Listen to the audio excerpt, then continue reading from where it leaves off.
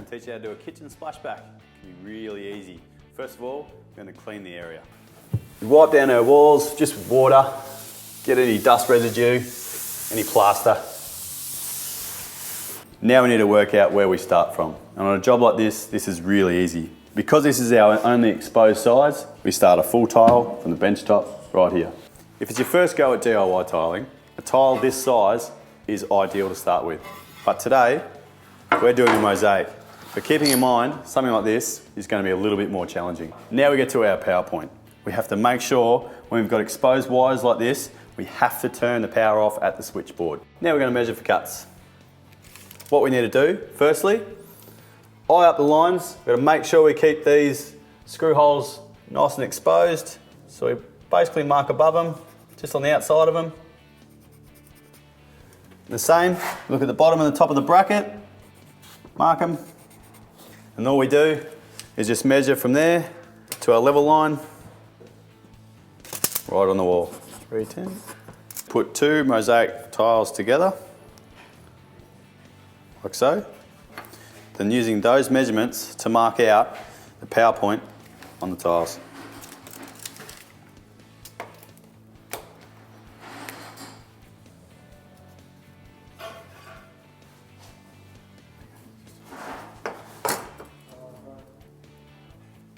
Now once we've got that marked, we can go out and cut it.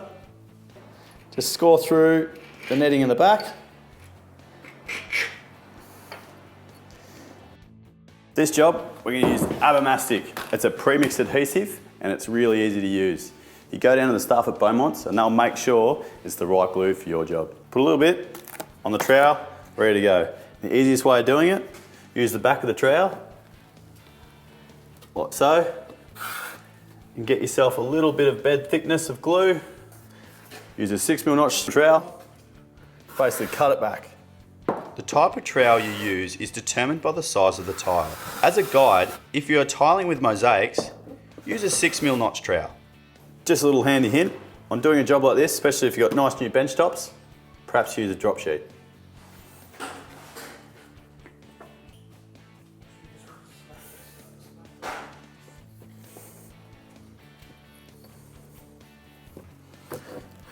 Once again, same process, smooth it over, then using the notch side, cutting it back.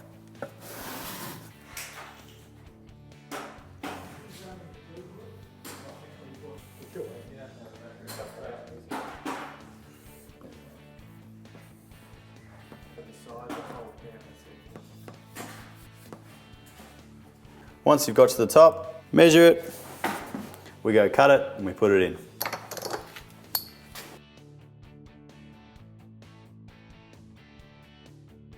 We use this little float. And what we do is basically just roll it over there nicely.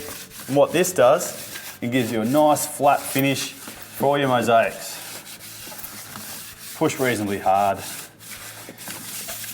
And don't forget, as you go, wipe it all away.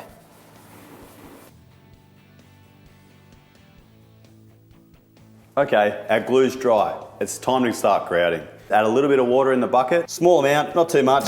Just a little bit at the bottom of the bucket. Because we can always mix up some more if we have to. The same amount of powder. It really should stick to the grouter. Just like that. All we do is basically get a little bit on your trowel and massage it into the grout lines.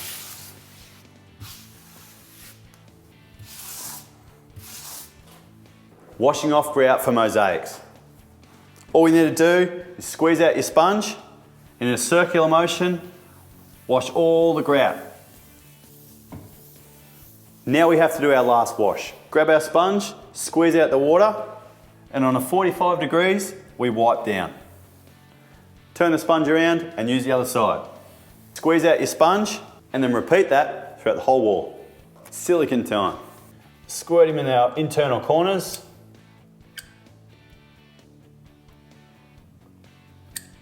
Just like so. All we use is a smoothing agent, spray it down. Using a paddle pop stick, scrape it back.